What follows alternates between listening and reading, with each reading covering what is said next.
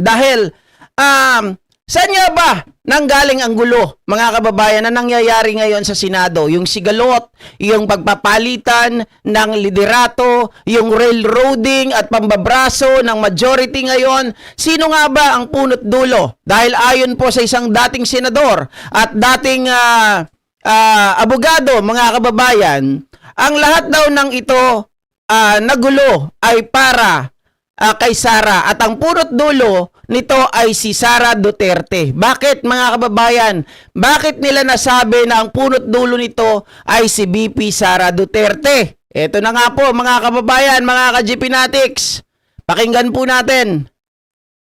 Some clarity on what happened last night from an observer's point of view is former Senate President Franklin Drilon. Senate President Drilon, I'm still calling you Senate President. All right.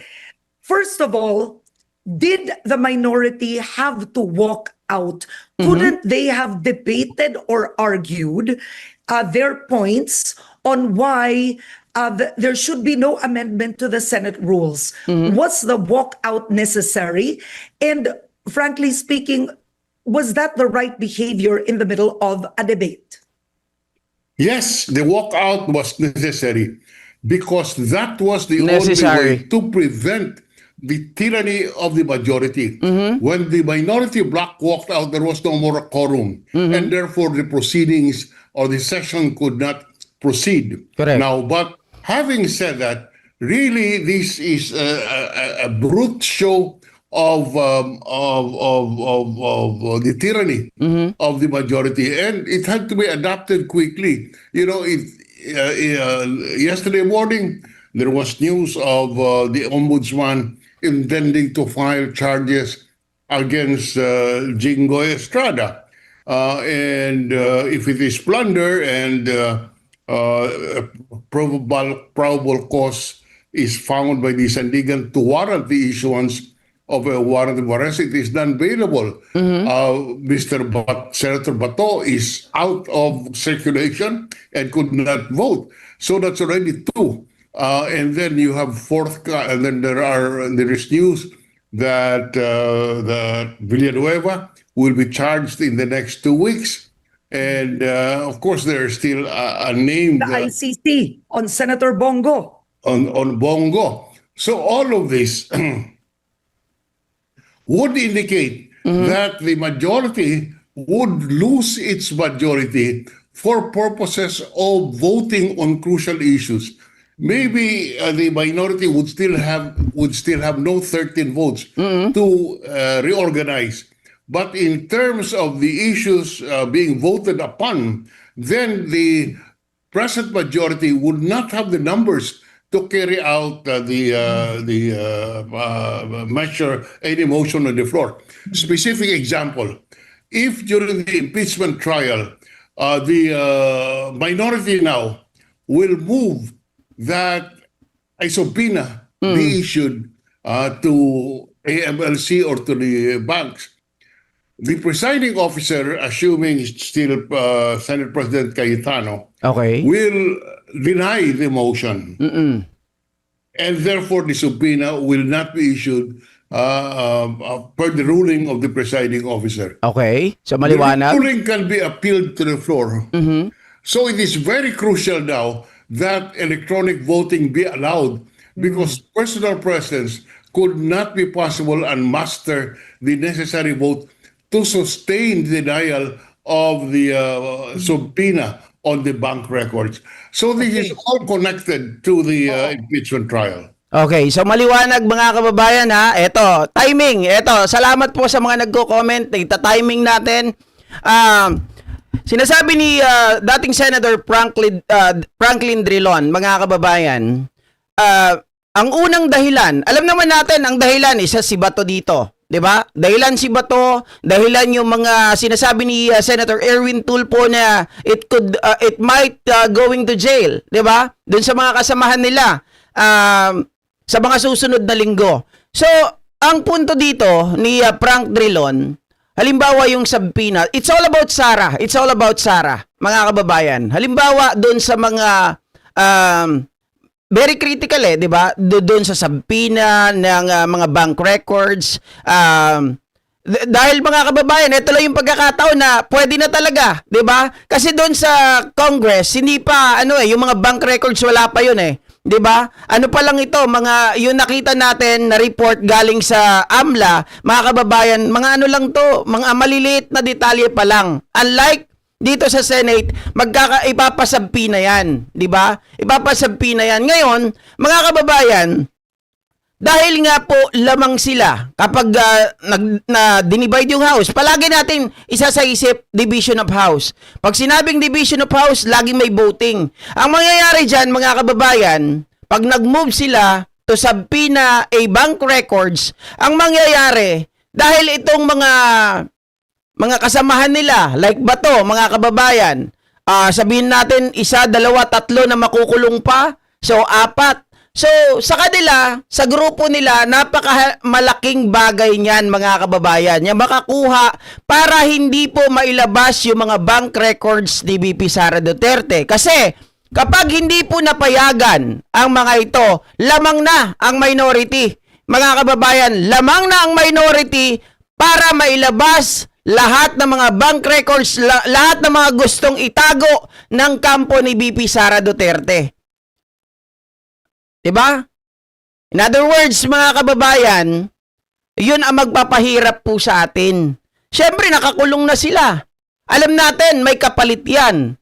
Kapag si Sara Duterte na-acquit, mga kababayan, simple lang. Lahat ng mga kaso ng mga nakakulong na yan, mawiwave yan, mababaliwala yan. Diba? Gagawa ng paraan yan ni VP Sara Duterte kapag nanalo siya sa 2028 election. So ngayon, mga kababayan, buwis-buhay na ang mga senador na yan. Buwis-buhay na. Kaya gusto nila na magkaroon ng online voting. Gusto nila, mga kababayan, kahit sila ay nakakulong, makakaboto pa rin sila. Kasi ito yung magiging unang hakbang eh, 'di ba? Ito yung magiging malaking impact pagdating po ng voting. Lalong-lalo na hindi lang sa paggawa ng batas, hindi lang sa pagmo-move ng mga motion, 'di ba? Ito yung pinaka-critical dito ay tungkol sa impeachment laban kay VP Sara Duterte. Kasi mga kababayan, kapag bumoto, mas nakararami pabor kay VP Sara Duterte. Like for example, subpoena, ducis tecum, ad testificandum, tapos ang mga senador na to hindi pumayag, lamang ang boto nila, wala na, wala tayong magagawa. 'Di ba? Parang niluto na sa sariling mantika, mga kababayan, parang ni-railroad na nila. Brinaso na nila yung proseso para hindi po makita ng taong bayan yung kalokohan ng mga Duterte. Okay, I will repeat it in Filipino, no, Senator Drilon, Yeah, para lang full pardon. sa YouTube, kung saan man tayo mapanood, maintindihan po ng mas nakararaming Pilipino. Ang sinasabi niyo po, naniniwala kayo, kaya minamadali ng mayorya ang pagbabago ng rules at ipasa itong electronic voting para sakaling makulong ang ilang majority senators ay makaboto pa rin sila kahit wala sila sa loob ng Senado. Kasi sa ngayon, si Bato lang yun. Pero halimbawa, may 3 iba pa, pwede silang bumoto kahit na saan sila. Kung nakadetain man, nagtatago man, kung saan-saan man. Yun ang sinasabi niyo, sir. Tama po yan. At kung sila po'y makaboto, yung mga ruling ng presiding officer doon sa impeachment court, kahit wala pong mayorya na susuporta kung nakakulong yung ilang senador dahilan po sa warrant of arrest ng sandigan or dahilan po nagtatago or dahilan po implementation ng ICC warrant. For whatever reason, kung wala pong 13 na magsusuporta ng ruling ng Senate President, hindi po matutuloy. At binibigay kong halimbawa yung bank record ni Vice President Sara Duterte, humingi ng subpoena ang prosecution na ilabas yung mga bank records. Ito po'y hindi papayagan ng presiding officer, Oo. presumably. Hindi papayagan. Oo. At ang ruling ng presiding officer, the Senate President, i-appeal po yan sa buong Senado. Kung hindi makaboto si Bato et al., wala pong majority boto na Correct. mag-affirm ng ruling ng presidente ng Senado, and therefore pwede pong mabuo ang subpoena on bank records. Very crucial po ito. Kaya po pinagmamadali. Ngunit sa aming kasaysayan, Karen, Wait, ibig sabihin mga kababayan, ay talagang sila po yung harang, 'di ba? Sila yung harang, sila yung parang last wall, mga kababayan, para hindi mailabas itong mga bank records na to o hindi maituloy. Sila yung magdi-deny niyan sa pamamagitan po ng mga boto. Magro-ruling ang Senate President to subpoena yung mga bank records, tapos if ever na pinayagan yung online voting, syempre makakabuo na sila ng majority votes. 'Di ba? By having 13 votes, sabihin natin, 13 versus 11. Mga kababayan, labang na sila. And therefore, mga kababayan, ang mangyayari doon sa hiling ng prosecutors na ipasabpina yung mga bank records, hindi na po mangyayari. So, ano pa mangyayaring trial? Ano pa ang pag-uusapan kapag hindi lumabas yung mga bank records? Ano pa ang papatunayan natin kung hindi lumabas yung mga bank records? 'Di ba? So ito ay talagang manipulation, mga kababayan. Kaya talagang mula sa umpisa, yung paglabas ni Senator Bato, yung ay siguradong may kinalaman yan sa change of leadership, inamin naman niya. Ganon din mga ka-GPnatics, doon sa impeachment ni Sara Duterte, inamin din niya po yan. At syempre, hindi lang niya idinitalye, pero nakikita na natin nasisitro natin kung ano talaga yung kanilang plano. Dahil damay-damay to. Lahat ng nakikinabang kay BP Sara Duterte, lahat ng nabibigyan, mga kababayan, ng ayuda galing kay Sara. 'Di ba? Galing sa pamilya Duterte, or sabihin natin yung kung ito ay may kinalaman sa mga drug lords, kung ito ay may kinalaman sa mga pogo lords, lahat yan lalabas. Kasi yung records na yan, mga kababayan, nandyan yung record kung kanino nang galing. 'Di ba? Sino ang nagpadala? Sino ang nag-transmit ng pera na 'yan?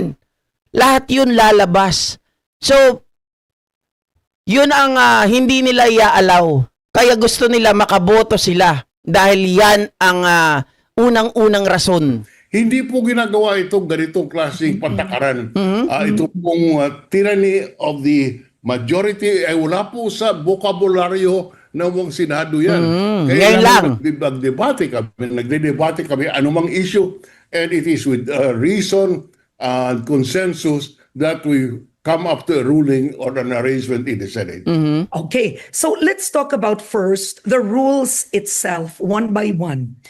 Has it always been a rule in the Senate that when a senator votes, he has to be present? Because their argument is electronic voting has happened or has been allowed before during COVID. Mismong si Senator Sherwin Gatchalian, sinabi po yan. So is it strict? Is it stated in the rules of the Senate that you have to be present to vote? Well, yeah, it has, tama po yan. Noong COVID, pinayagan po yan. Oo. O kung mayroong palawang COVID, siguro naman hindi mag-object ang minority Sir na Carlos. dapat mag-electronic voting. Ngunit, yun pong COVID ay extraordinary circumstance. Wala naman pong COVID araw-araw. Ngunit ang rational at ang rason sa Senado, ang sinasabi, dapat present. Otherwise, Karen, there can be a lot of consequences. Halimbawa po, lahat po na senador na sa labas, maliban lamang sa Pangulo ng Senado.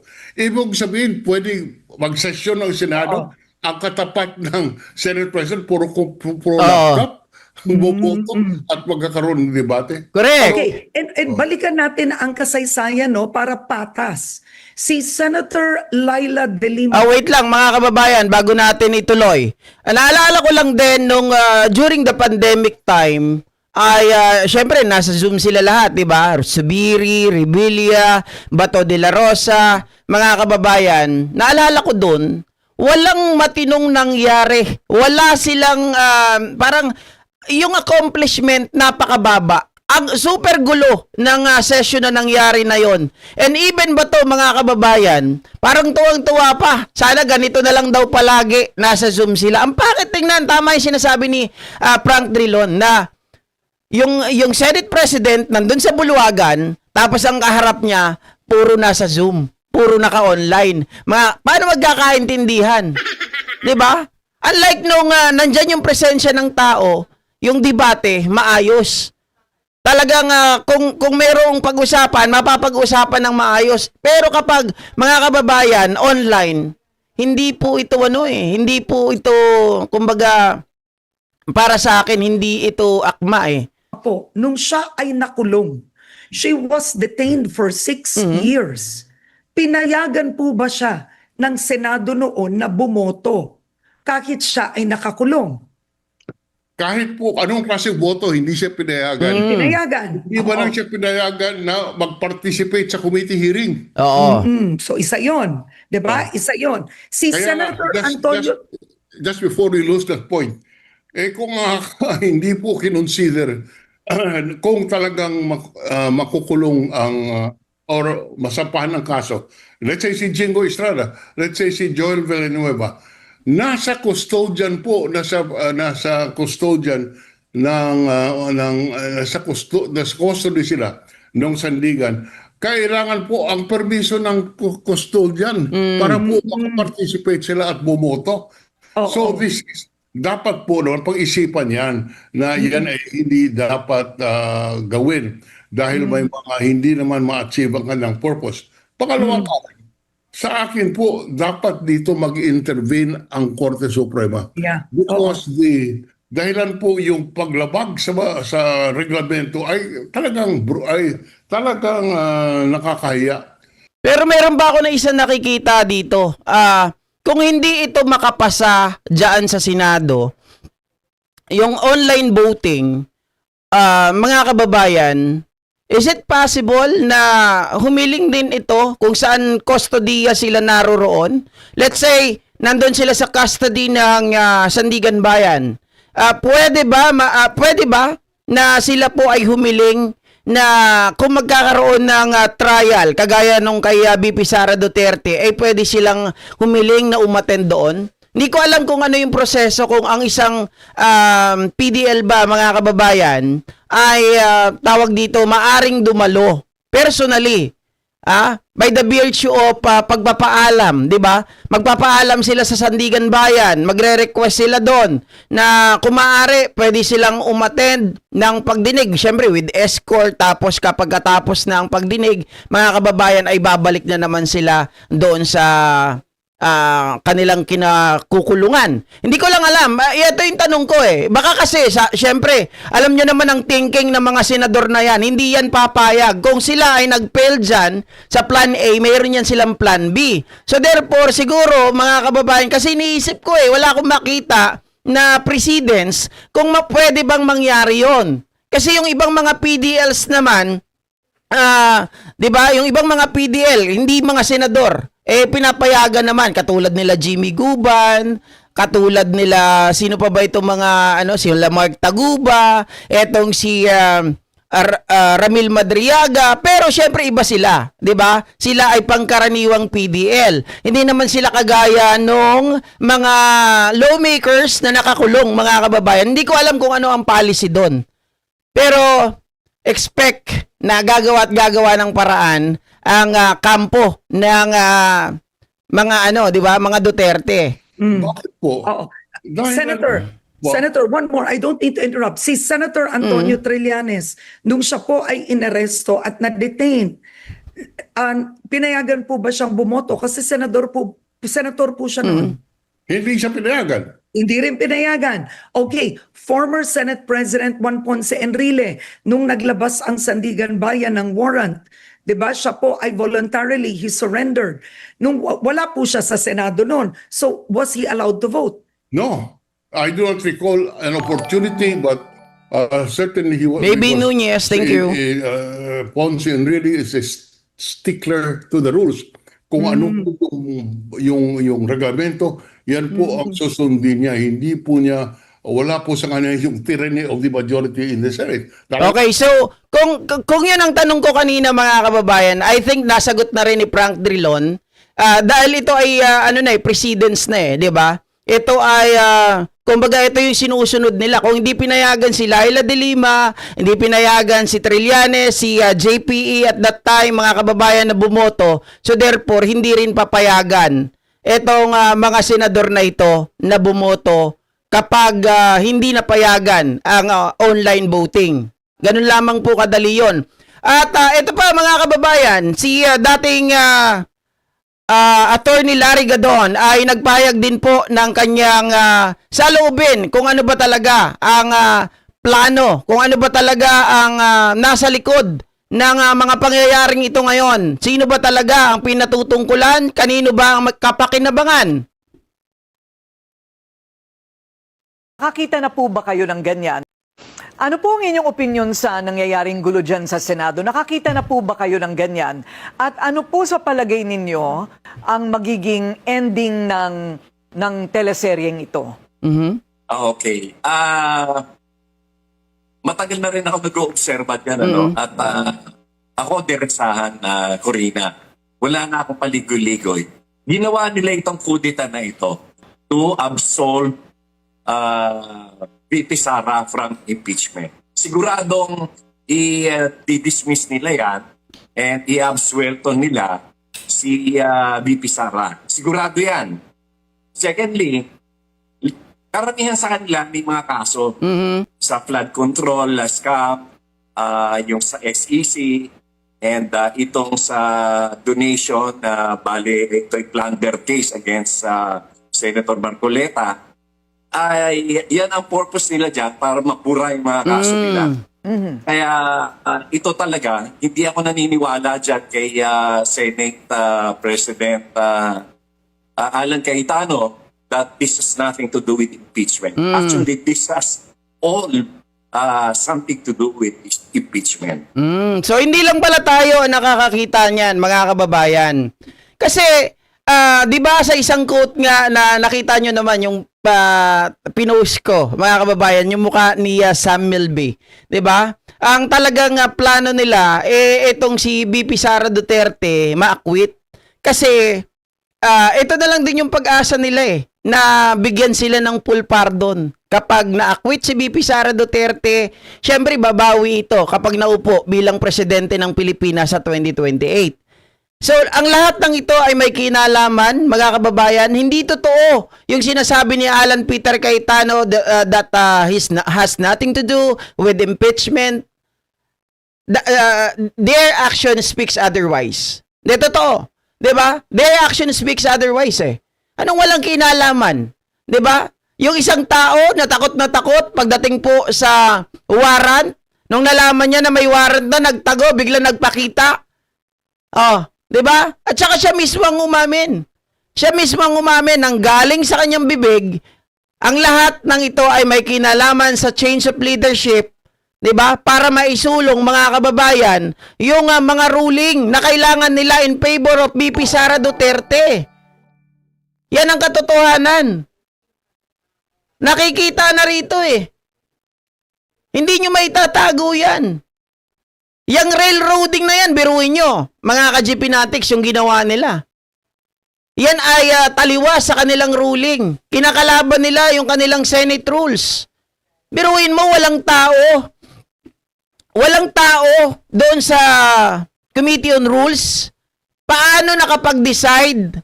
Paano napunta na ibalik, papunta sa plenaryo without asking, without any debate that happened?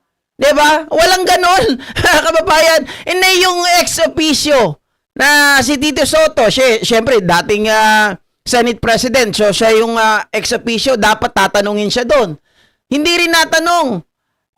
Tapos isa pa, si Joel Villanueva, acting Senate Majority Floor Leader pa lang siya. So, siya ang magtatalaga-talaga ng mga members ng Committee on Rules. Pero, hindi niya kayang gawin yun kasi nga acting pa lang siya. So, how come it could happen na naibalik ito kaagad doon sa papunta na sa plenaryo. At tapos nung nalaman nila na bakit ganito na nangyayari, biglang nagmo-move to divide the house. 'Di ba? Grabe, napakatindi. Eto ba mga kababayan, speaking po